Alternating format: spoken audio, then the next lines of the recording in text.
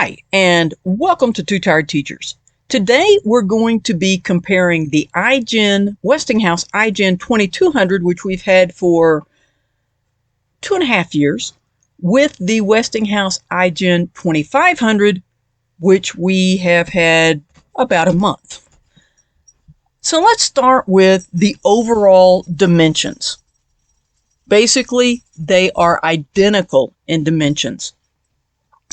As you look at the generators, the big difference you'll notice so far is the outside appearance. First of all, the gas cap. The 2200, you need to vent. The 2500 is self-venting. The front panel has many things that are similar. Both have covered outlets. Both have USB charging ports.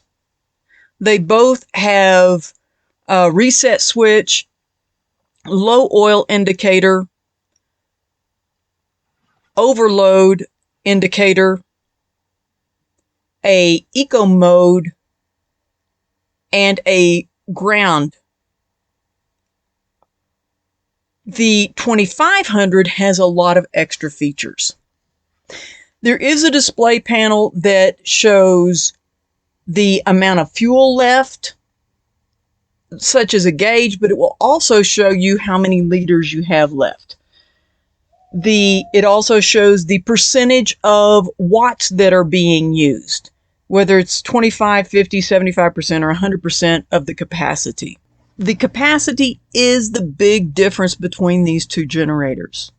The iGen 2200 has a maximum of 2200 watts, while the running watts are 1800, whereas the iGen 2500 has a maximum of 2500 watts with running watts of 2200. That's because the iGen 2200 has an 80cc engine, while the 2500 has a 98cc engine. The other thing I wanted to mention about the gas caps, and it doesn't sound like a big deal, but the 2500 actually has a little chain where the cap is attached to the generator. And the 2200, you have to place it somewhere safely while you're filling it with gas, and it's not permanently attached to the generator. The 2500 also has a display at the bottom that you can loop through by pushing a little button that shows the remaining runtime at the current output, how much runtime you have left on your gas, how much gas is left in liters, the voltage that's being output, as well as the total hours that the generator has been run.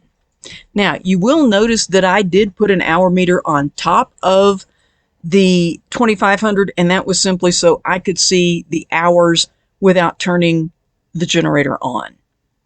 These generators also weigh the same amount.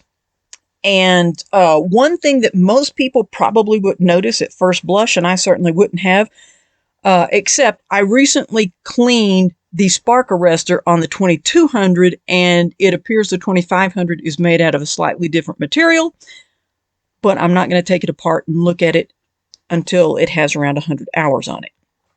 So the big difference being that larger engine capacity, the 98 cc's compared to the 80 cc's.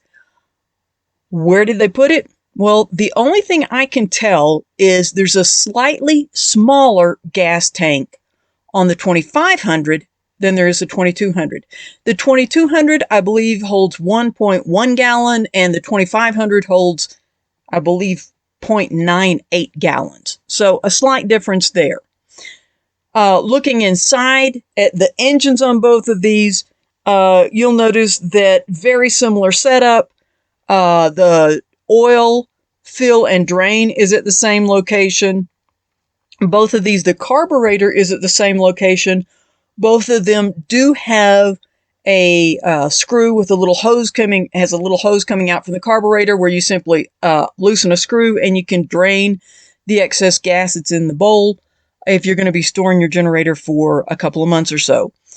And other than that, the generator's appearance, like I said, the overall length, width, height, weight.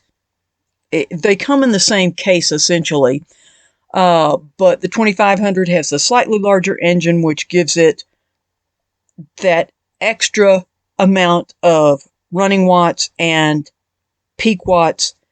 And when we purchased the 2200, I believe the difference in price was around $150 or $200. At that point, we were getting it to go with a new RV where we were having to buy a new hitch, having some modifications made. So that extra $150 we decided to save. This summer, when we were going to be doing some dry camping during the summer, wanted to make sure that we had plenty of power to run the air conditioner, so we got this so we could run it in parallel. The difference in price at the time I bought the 2500 was only about $50 more. So I will tell you, if the price is that close, I would definitely go with the 2500. We've had no problems with the 2200. Love it. That's why we went with another Westinghouse. We're thrilled to have both of them and the ability to run them in parallel, or simply carry one when that's going to be the only power that we need. And the other advantage we have there is, should we have a power outage at home, we each will have a generator we can use for backup power. And I am doing a series of videos. One was the unboxing and breaking in of the 2500. Another was installing the hour meter on the 2200. This one comparing them, and then a video on running them in parallel, which is super simple.